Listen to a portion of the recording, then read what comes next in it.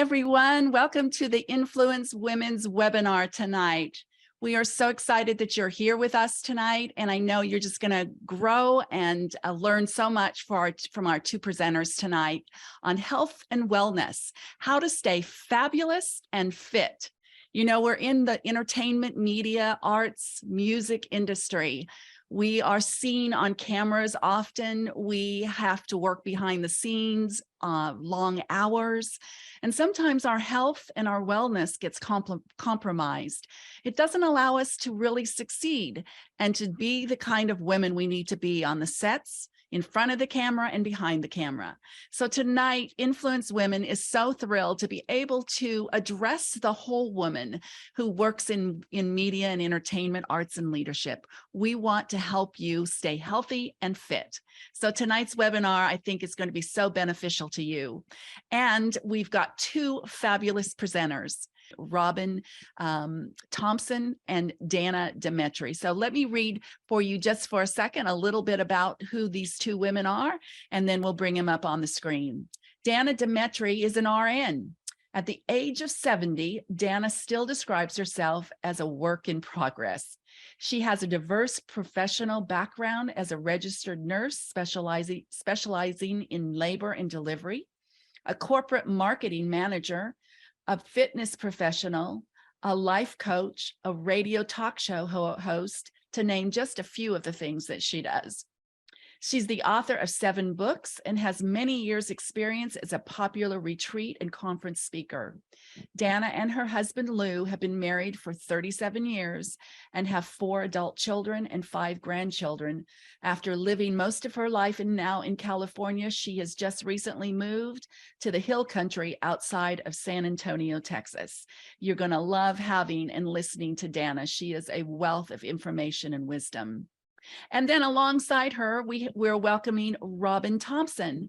Robyn was drawn to health and nutrition in her early 20s and has been passionate about helping people achieve wellness for over 3 decades. She's an advanced clinical weight loss practitioner and has worked with cutting-edge nutritional companies, receiving training from some of the top doctors and scientists in the industry today.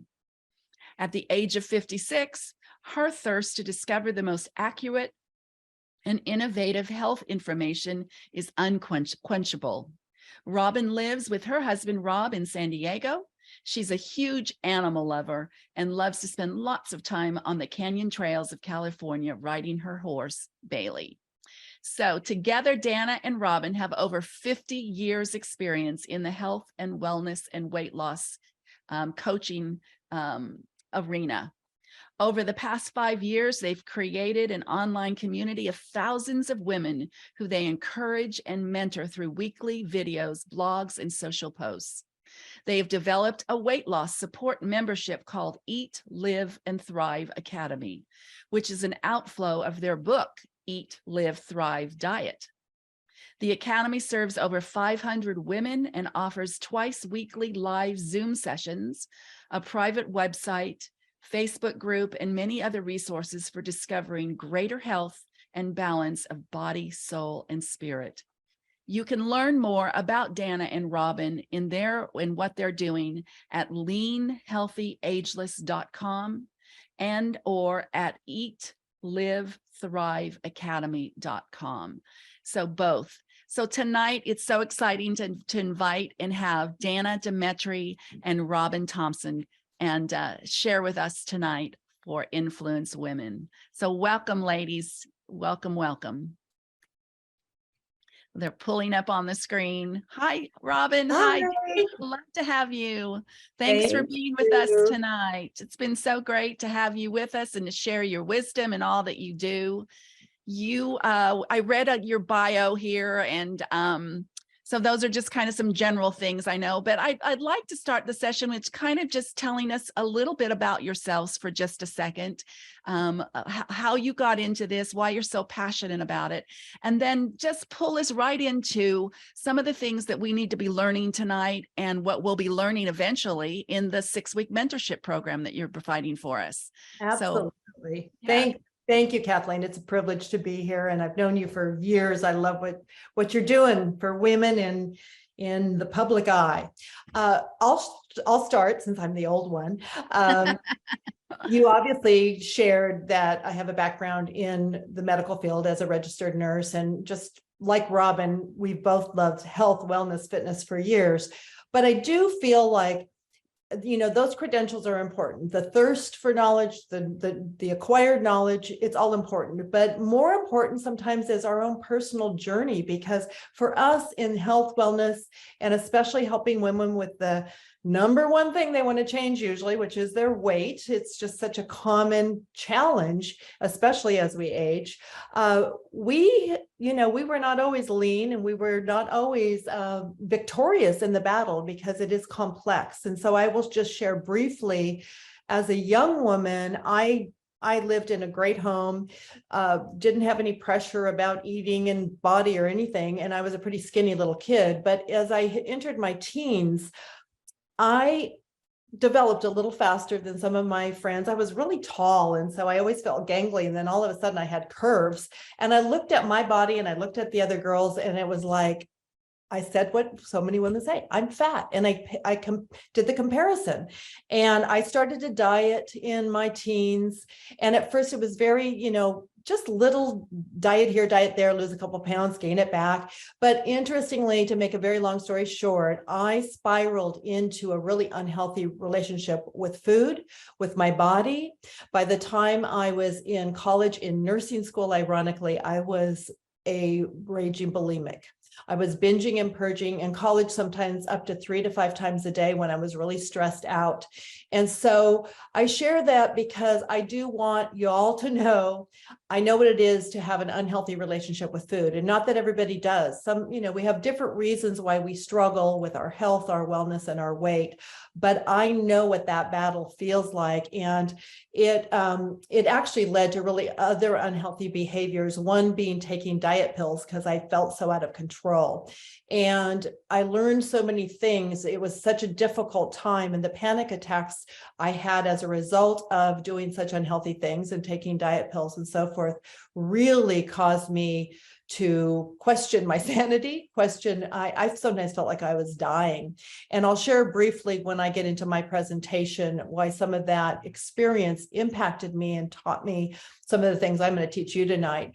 But that's my story personally, and why I'm so passionate about helping women. I want them to have the same victory I've realized, because I didn't believe, there was a season where I didn't believe I would ever have victory and see myself as enough and have a healthy relationship with food. I love that. I love that.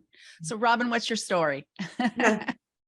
My stories, can parallel some of Danna, but, especially I was thinking, she said she was gangly and skinny as a child, and I was chubby. I was a chubby kid. And the reason I even bring that up, as when I got to my teens, I actually got really, really thin. It just came off. But there was a lot of mental stuff that went along with being chubby. And I was teased. I had some strong wounds deep in my heart, in my spirit, that I believe that the Lord has really healed me of. But there comes with that, things that happen to us when we're young, we kind of carry with us. And so even though, in my teens and my 20s, I was always really lean, I was very conscious of my weight all the time. And so it just drove me to learn about nutrition and health. And like Danna said, I was coaching people for over 30 years in health and wellness and nutrition. And probably at about my early 40s, I found that what I was teaching my clients was not working for me anymore. And it was so frustrating. And I kind of felt out of integrity, because here I was teaching them something, but I'm like, why am I gaining weight? And why is this not working? And of course, I hit that perimenopause age, and I hit it pretty early, and it was difficult. And so I'm an avid researcher. I will pursue and research and study until the cows come home. I will just keep doing that. And so I did. I learned, I was trying to figure out, okay, this is, even though it worked for me all these years, it's not working for me now. So how do I need to change this? And actually what I did in my diet and in my lifestyle was what I would really say was the kind of prototype for our book, Eat, Live, Thrive Diet. It was, I changed a lot of things, which I'll talk about later as we get in the webinar, and shared with Danna. And then, she started adapting some of them and using them with her coaching clients. And that's how it kind of came about. So, and I'm here to shout, even if you are in perimenopause or menopause, you can still be lean and fit. Yes. And no matter what age you are. Yes, no matter absolutely. Yeah. And it's interesting that, how those things still follow us into our adulthood, the way we felt about our bodies and ourselves and our identity as a child and a young teen. And so many of our teens and young women today are being bombarded and attacked because of their changing bodies. And so even if you're in your 20s or 30s, you still struggle sometimes with that body image. And so that health and wellness. So let's kind of get into it. I know you've got some great slides prepared, and I know you have a handout as well that you've sent to our viewers ahead of time. And so Jean is in our chat room. She'll be putting that handout in the chat room as well if our viewers haven't been able to download that. But take us, Danna and Robyn, into these presentation slides that you put together for us and talk about the program that you have to offer us.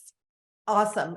Jean, if you bring up the first slide, I'm going to start our discussion with the inside. We're going to go from the inside out. So often, we think, what's wrong with me? I know what to do, but I can't get myself to do it, right? It's like, and knowledge and finding the right plan for health and wellness and weight loss is essential. It's absolutely essential. And it does change. And this is part of what Robyn's going to be sharing with you. Some of the things we've discovered that are really working well for women, but knowing what to do is not enough. We have to figure out, how do I get myself to do it? So ultimately changing our habits can really change our life. That's why, as I said, I'm so passionate for people to have victory and find the strategies that work for them, but there's no one size fits all. So we have to really change our perspective and our methods. If what we're doing, if you can go back to the, I'm not ready for that. If what we've been doing isn't working, then we have to figure out, what's the alternative? And so some things about perspective I want to bring up. Number one, think about what words you use and what kind of attitude you have when you approach health and wellness, or any area of your life, but we're talking about health and wellness tonight. So is it all or nothing, black or white? I'm on a diet, I'm off a diet. I'm on an exercise plan, I'm off. If you're that way, it's probably not working. That doesn't work very well for most people. That maybe the ultimate disciplined perfectionist, but they're probably living under great stress and strain too. And so we like to encourage this grace approach to health and wellness, not to not care and not to not have goals, but to give yourself a lot of grace and have this perspective. It's progress over perfection. Because really, in our experience of these decades of coaching women, it's this frustration and discouragement that really messes us up. And so what are your attitudes? Now the next slide is what I need to talk about. It's really important in perspective to have realistic expectations. So this little graph coming up, you'll see the bottom line is reality, the top line's expectations. The more our expectations are out of sync with reality, the more misery we're going to have. And the misery in health and weight loss usually shows up as discouragement, frustration, and quitting. So as an example, when you first start almost any diet, because you've changed your eating, you often will lose quite a bit in the first week or so because you've lost a lot of water weight, you've gotten rid of, excess carbohydrates, excess salt, excess sugar, and it's very encouraging. You get on the scale and go, yay, 3 pounds. And then what often happens is your expectation is, I'm going to lose 3 pounds a week, or at least I'm going to lose 2. And when you only lose 1, or you stall, or you go backwards because there's so many things that fluctuate our weight from day to day, you start to feel miserable and discouraged and so forth. So it's really important to bring those expectations, not to have none, but to have realistic ones. And so a lot of what we talk about is, what about, what is your expectation, even with your weight loss goal, to hold that somewhat loosely? When you get on the scale, if the scale tends to set you off, if you don't get the number you want, you get discouraged and give up, then don't get on the scale every day. And so we really want to encourage strategies where perhaps you take the measuring tape out and you measure once a month, or you put on a tight pair of jeans, take a picture of yourself, and then try those on every couple of weeks and see more more encouraging results. And if you're not getting results there, then you probably aren't doing enough or whatever. And that's of course why we love to coach women, to help them find those breakthroughs. But managing those expectations, they're really important. I think also not expecting to do it all on your own. We need encouragement of others. We need coaches sometimes, we need mentors, and we need accountability partners. And so that can help you in that area. If you'll bring up the next slide, that would be great. So really, perspective is part of our thinking, obviously, that I talked about first, but I want to talk now about the real specific dominant thoughts in your mind. And if you're filling in your blanks, in the human brain, the most dominant thought wins. So that's the first fill in the blank. And it's really important to understand we have billions of neuron pathways in our brains, and they are all different sizes, things we've thought and done and experienced and said to ourselves over and over and over are like super highways in our brain. But we also have these less dominant thoughts, maybe the thought, I want to lose weight. I think I can lose weight. Maybe I can lose weight. They're like little teeny neuron pathways. Like I consider them like little back roads. So what's happening is those super highway thoughts are overriding. They actually influence our emotions and our behavior greatly. And you know this because you often run on automatic pilot, right? You're driving home from work or whatever. You're thinking, I need to go to the grocery store. And next thing you know, you're in your driveway and you're like, why didn't I go to the store and how did I get home? Because you were on automatic pilot. Well, we're on automatic pilot in our eating, in everything in life that we've been doing, over and over. And so that's why it can be so hard to change habits. So we want to change those habits as best we can by changing our thinking. So my question for you is, what are you thinking when it comes to your health and wellness? Do you say to yourself, I always fail. I can't lose weight. I'm a sugar addict. I have no willpower. All these kinds of comments, as innocuous as they may seem, they're really very, very powerful. And if you've been saying them for a long time, your brain believes it. Your emotions are in sync with it, and then your actions follow. And so this is from a pure physiology. If we can change those neuron pathways, we literally can change our emotions and behavior. And we get into this, really in depth in the book, and I can't teach on it, extensively tonight. But to fill in your blank, if you do have your worksheet, to change our habits, we must first change our thoughts. So that's that fill in the blank. And the next one is, it takes an average of 70 to 280 days to change a habit. We know the old cliche, it takes 21 days to change a habit. Now we know with the advances in science, it actually takes 21 days for the neuron pathways to begin to change. So if we squash an old unhealthy thought and kind of call it out and go, that's a lie, I'm not going to believe that, and really deactivate it, over time, that neuron pathway will physically shrink in the brain. And if we start feeding ourselves new healthy messages, that little back road of a neuron pathway will start to grow. And over time, they can literally change. And the new message can have great power in your mind. That's the physiology. I believe there's a spiritual dimension to that too, and I'll share that in a second. So if you could pull up the next slide, please. I want to share just 4 basic steps. And again, I'm giving you just the basics, and we teach about this much more in detail in the program, but 4 steps to change your thoughts to ultimately change then your emotions and your behavior. Number 1, identify your lies, which is another fill in the blank for you. Identify the lies you believe. How? Well, start paying a little more attention. And sometimes you just have to follow the trail of persistent negative emotions, because sometimes we're not saying in our mind, we're not saying out loud, I can't lose weight, but we're feeling it. So sometimes we feel frustrated, we feel discouraged about our health or whatever. So start to try to name what that is. You don't have to go to deep therapy, just start, prayerfully asking God, reveal to me some of the lies I believe. You can do this in any dimension of your life, but if you're trying to do it in your health and wellness, relate it to that. Number 2, take those thoughts captive. That's when that feeling, that thought comes in, you're going to squash it. You're going to literally call it out. That's a lie. And so you're deactivating it, devaluing it. And then the third step is to replace it with a new healthy message. How do you do that? You can do it with scripture. You can do it with just pure practical things. I, being an out of control bulimic, I had several messages I started to give myself. I am easily satisfied. I'm in control. With God's help, I can do anything.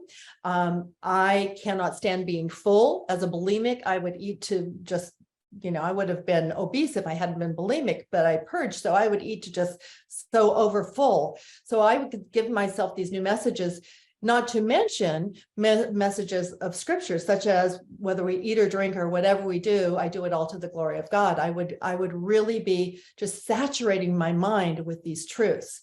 And then step 4, repeat, repeat, repeat. Those healthy self-talk messages take time to take hold. And I heard a really wise man who was doing, research on the mind and changing habits, a godly man, that said, current research says, if we can consistently give ourselves a new healthy message every day for a month, the brain will literally change about 10% a month.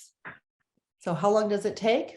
Probably up to 10 months with consistently practicing that. So that's just something super practical that you can do right now, is start to just become more aware of what you're thinking. Take those thoughts captive, replace them with 1 or 2 thoughts. And there's creative ways you can do that. I'm going to give you one tip today. I call it trigger talk. Choose something in your life you do all the time.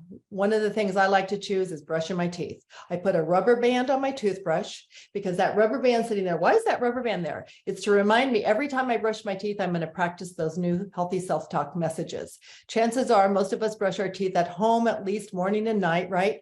Twice a day, there you go.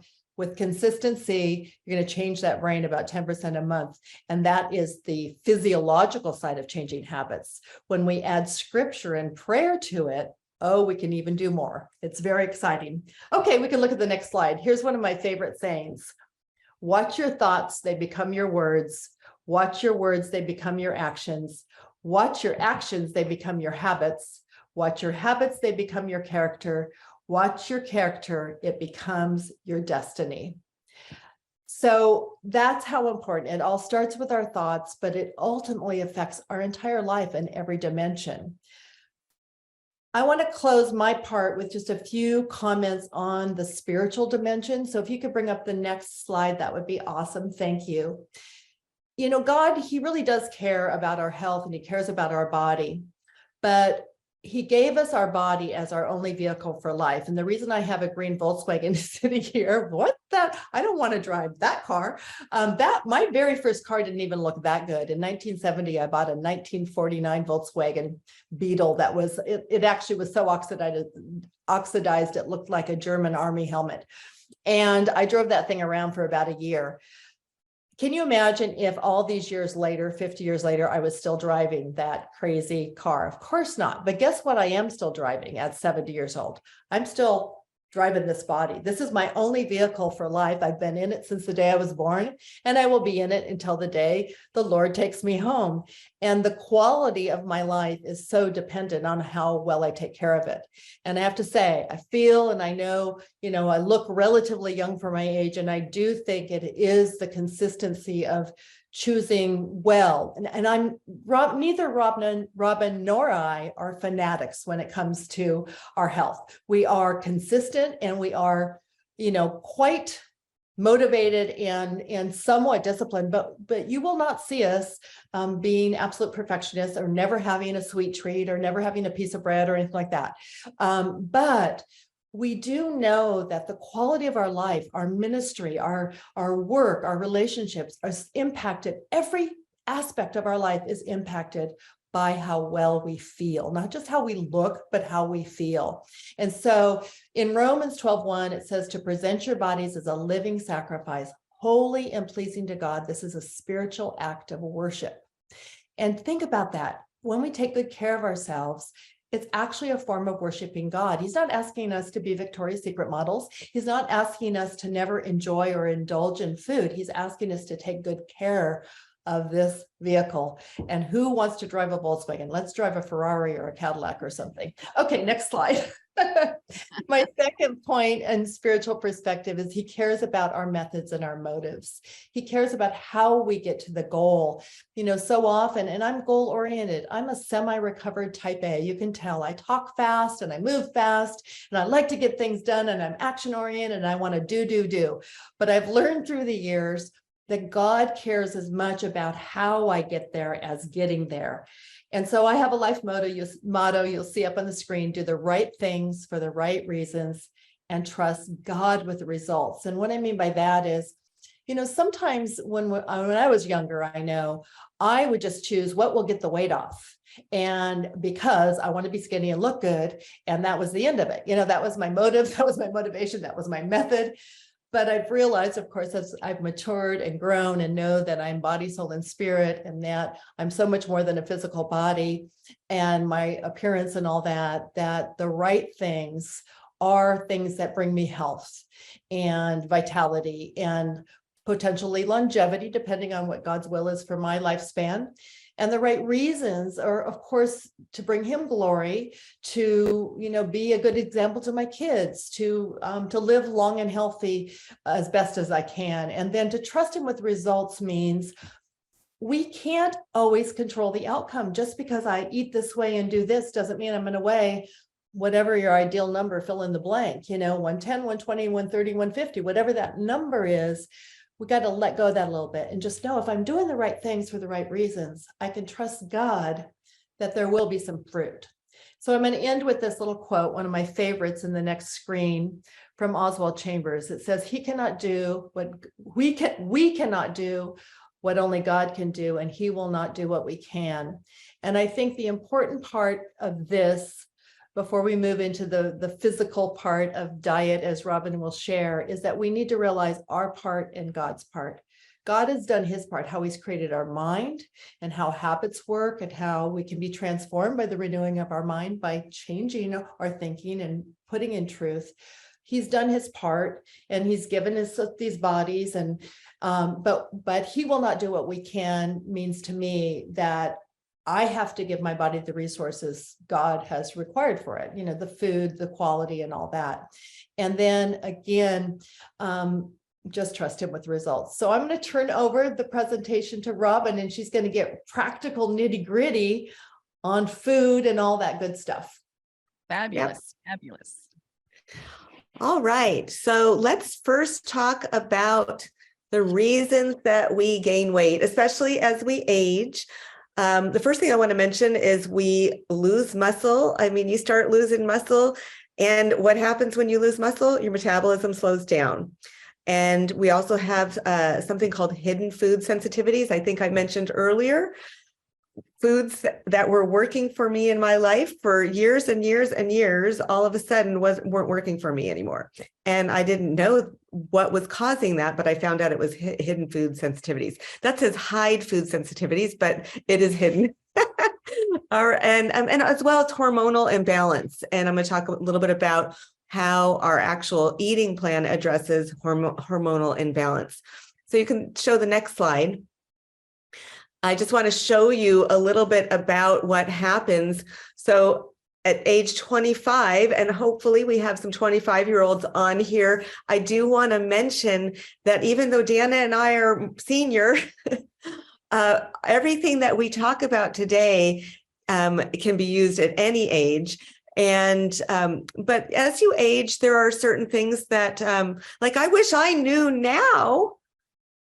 I wish I knew back then what I know now. So I could have planned, I could have realized, oh, I need to make these changes as I'm aging as I'm moving through the years. But at 25 years old, you have much more muscle, and the natural progression of our body is to lose muscle as we age. Well, muscle is what gives us the capacity to burn calories.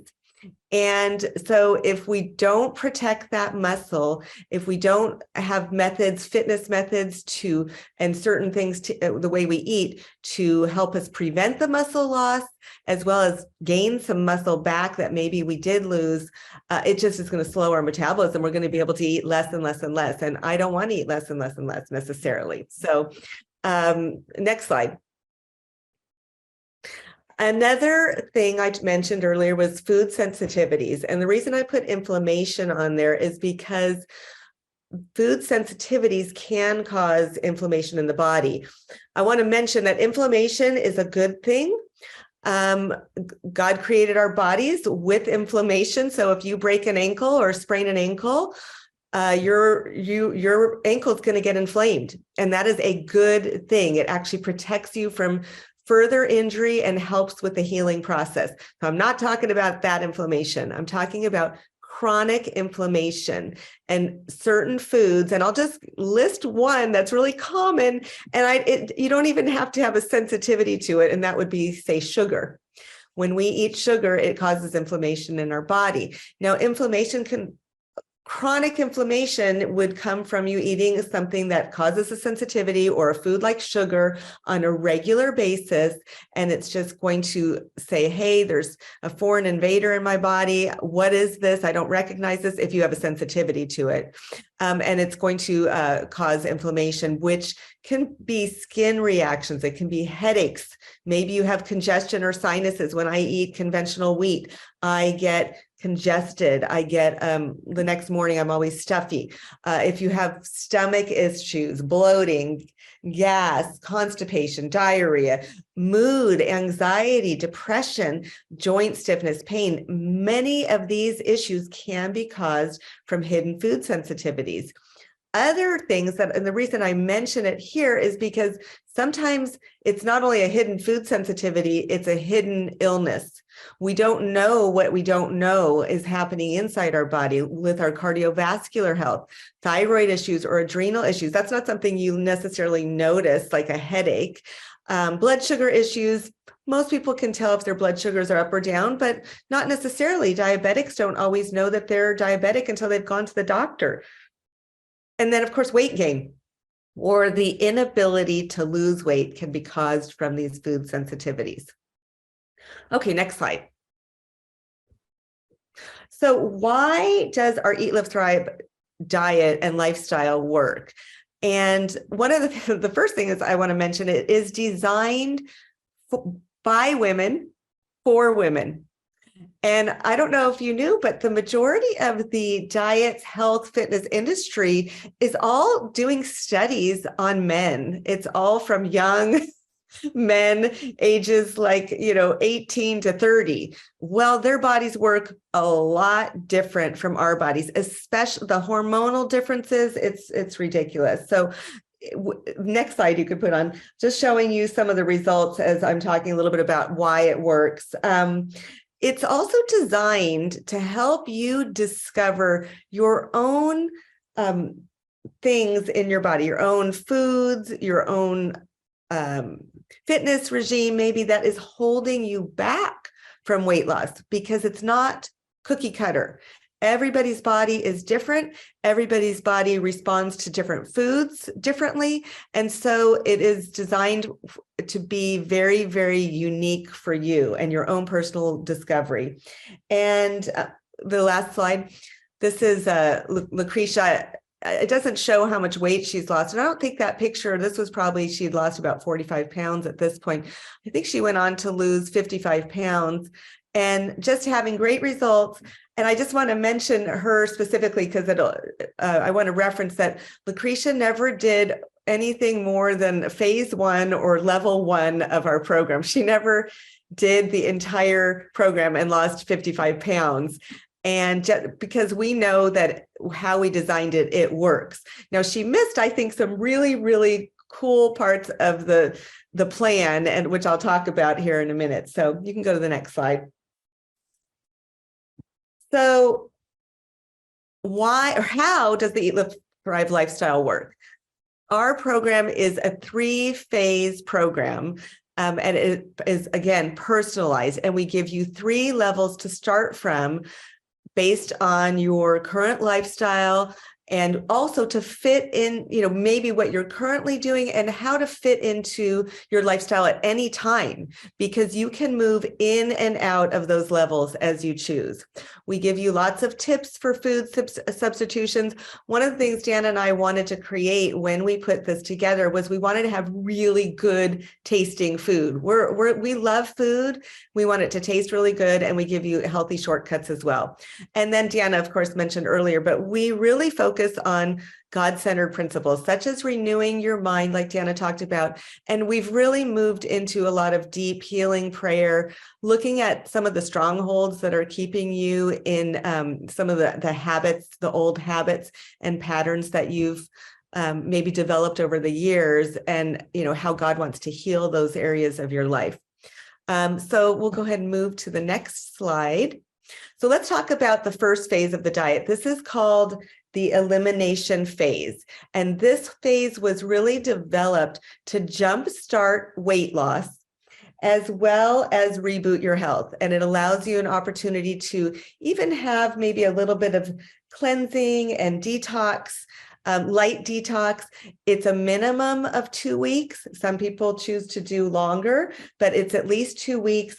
And in this elimination phase, I'm going to talk about the levels here in a moment, but you're basically removing the primary foods that are causing sensitivities and inflammation in the body. And you're going to notice not only weight loss, but you're going to notice a huge increase in energy, mental clarity, emotional well-being gets better during the elimination phase.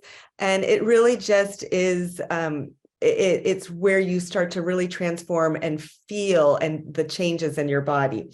The elimination phase does have 3 levels, like I said. I don't think I have time to go into the levels, Danna, today. Should I just move on? Just give them level 1. Okay. So simple. Yeah, level 1 is so easy. Yeah, I want it, something you could start right today. It's eliminating sugars and grains from your diet. And that's level 1. It's so simple. You don't have to even add anything. You don't have to have special recipes or anything. You can simply just pull those out of your diet for the next 2 weeks and see what a change it makes in your diet. Okay, next phase. Next slide. Next slide is the discovery phase. And this is where you become a body detective. You're going to become a detective of your own body. You start adding those foods that you eliminated back into your diet one at a time, and you see what your body's response is. And we give you worksheets for that to help you figure out what food sensitivity symptoms might be. Like you might get a headache, you might have congestion, you might have joint aches, you might feel very fatigued. These are the things that you're looking for, and we give you a whole list of what to discover. And one thing I want to mention about this is my favorite phase of the diet, because you're still usually losing weight, but it empowers you. Because in elimination phase, we're telling you, take this out of your diet. You've got, that guideline, but it's kind of a should. You need to take it out.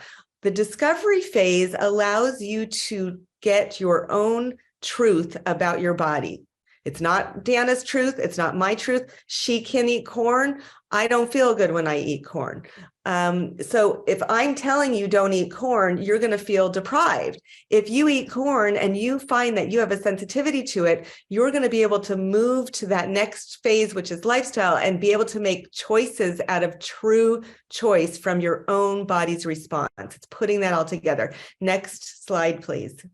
The next phase is the lifestyle phase.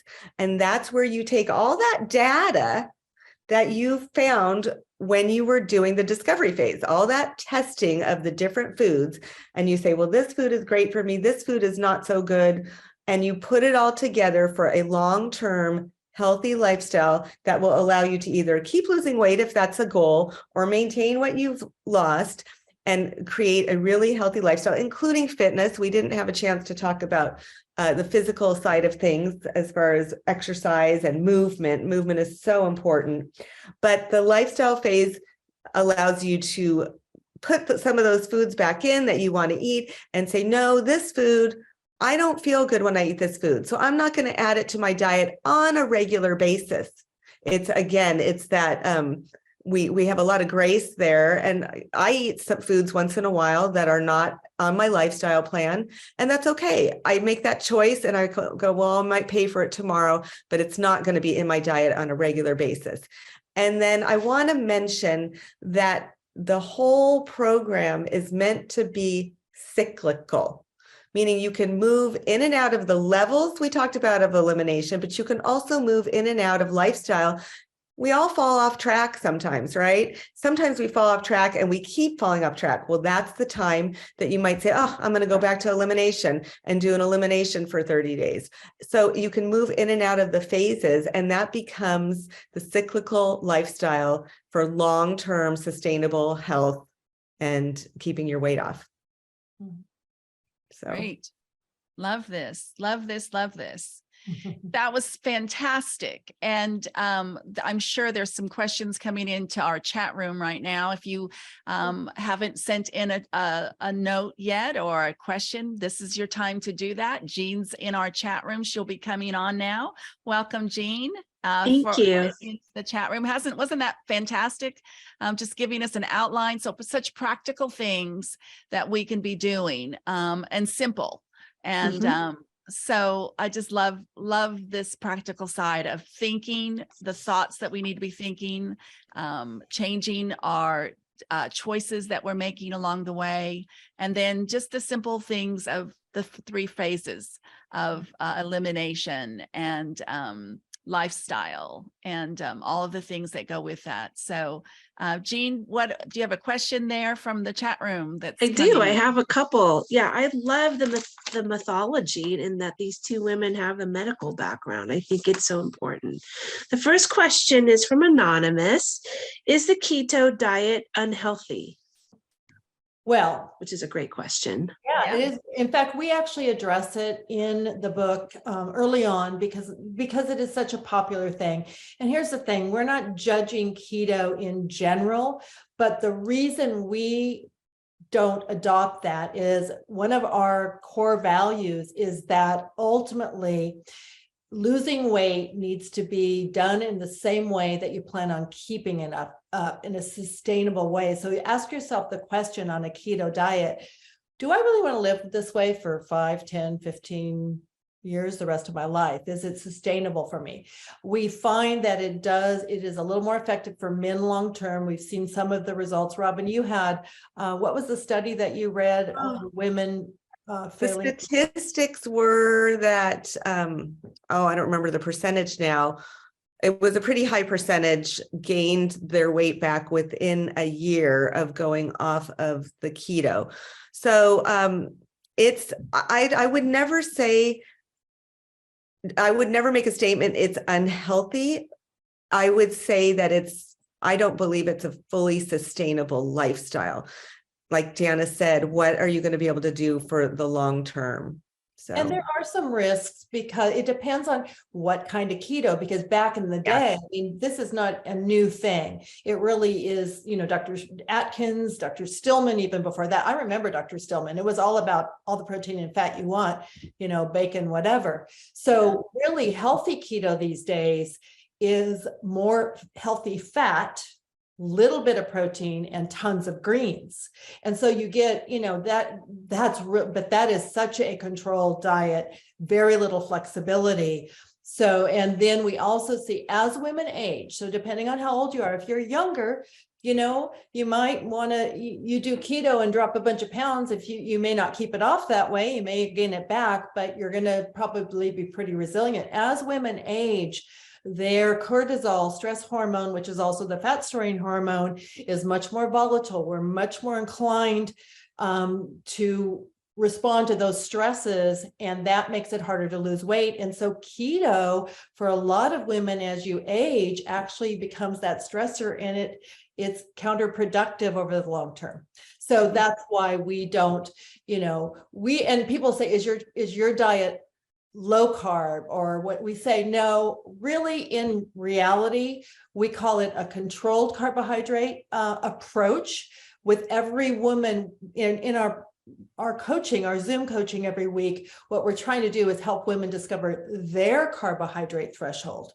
And as Robyn was saying with sensitivities, which carbs, because when we talk about carbs, it's not just grains, it's potatoes and it's fruits. And so it's helping you figure out what foods really work well, and my body loves them because I don't have any weird symptoms, and I lose weight and I keep it off, and how many grains can I have and which grains? And that's part of the discovery. And it's, it's not a hard process. It's time consuming. And if you have patience and you really have this goal to look and feel your best and age well, this is worth doing. But it's not like some quick fix, put a Band-Aid. We're not trying to go for quick fix. We're trying to go for the optimal health, longevity, and an enjoyable lifestyle. Yeah, it's Thank great. you. Great. That's a great segue into the next question, which is, would it be beneficial to get a allergy test, food allergy test, to see to address those sensitivities? We have found that food allergies are different than food sensitivities. Okay, a food allergy is a full-blown immune response, and a food sensitivity is going to it's going to fall into the categories of some of the things I was mentioning. I limited, headaches, fatigue, that kind of thing. It is not necessarily an allergy. So no, you do not need to do allergy testing.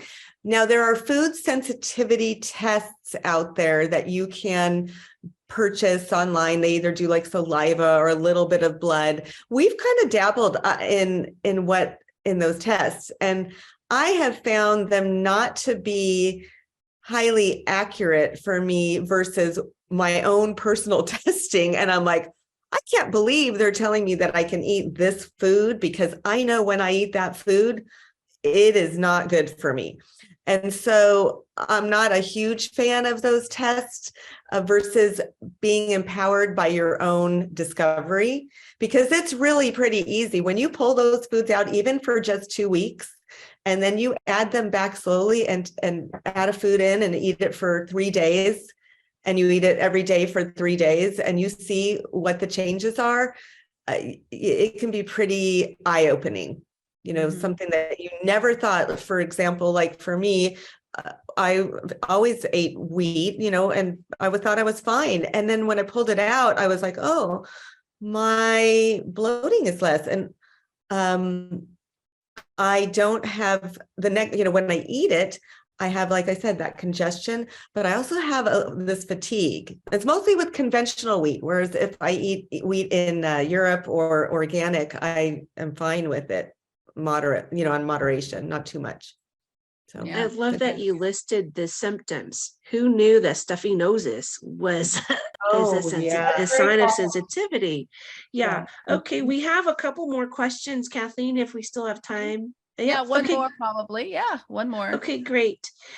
We see a lot of strong women in media today, older women like Viola Davis, Angela Bassett, Michelle Yeoh, Robyn Wright. Can regular Janes get muscles like that? That's part one. Part two, how much time do we actually have to dedicate to working out, to looking like that? Oh, good questions. And I just want to say as an aside, I saw Danna's arms. She has arms like Robyn Wright. So I know I don't she know lives about it. that, but I've seen your shoulders and your, yes. But, there's so many factors, genetics and even body type and, consistency and diet and all those things, and how much time you have to put into it. But I will say, again, right things, right reasons, trust God with the results. We can make significant changes in our body. The older we get, the more we need consistent daily activity. We need more often, the strength training. We have to balance through the 3 segments of fitness, which are strength, aerobic activity, and stretching. And I'll tell you what, At 70, if I'm not moving forward, I'm falling back, girls. And so to have these little biceps that I have, I got to be on them. And, fortunately, I work from home and Robyn and I run our own business. And so I have flexibility, but you have to ask yourself, how much time do I have? Because I will tell you, to really have super buff body, and no matter what your age, there's a pretty significant time investment and a dietary requirement too, because, to see those muscles, you have to burn the fat off on top of them because, so, but is it possible? Sure. We can all build some muscle. It's just how much time do you have? Yeah. It's really how much time. And like Danna said, how much are you willing to give up? Because that's, you look at these fitness people and it's their life. It affects their social, their diet affects their social activities, everything. So getting, you can make significant changes, and then there's how much are you willing to put in to get like that? And, how often are they training with trainers all, for their next movie? And have a personal chef cooking all their meals, and they're working out how many times a day with a professional trainer. And so there's a lot of time that goes into that. I will say, I don't think I don't pay for a trainer. I don't have a chef. I think the average girl with average resources can do a lot on her own if she, does the right things for her body and discovers what's working for her. So, and I love what you started with grace. We have to give ourselves grace. Yes. We are real women in the world with real schedules and real routines, real responsibilities. And so we've got to balance everything out. So, well, it's been fantastic. Jean, do we have a winner for our in our chat room, someone who would like to win a 40% discount for a mentorship with Danna and Robyn tonight? We do. We have Keisha. Nice. Is she, Keisha, I don't know if you would like to chime in, but you're welcome to. But congratulations to you. Okay, great. And then we'll get that information from you, and you can send us where we can send you a code to put in, and you can register for that 40% discount to the upcoming mentorship program we will have with Danna and Robyn. Well, thank you so much, Danna and Robyn. This has been amazing. We've got so many great insights and wisdom from you. We're excited about the new mentorship program that you're going to be providing for influence women coming up. And I'm excited to see all these great influence women looking strong. I'm going to get at it myself, and we're going to become stronger, better women because of your wisdom and input with us tonight. I know that it's going to help so many women.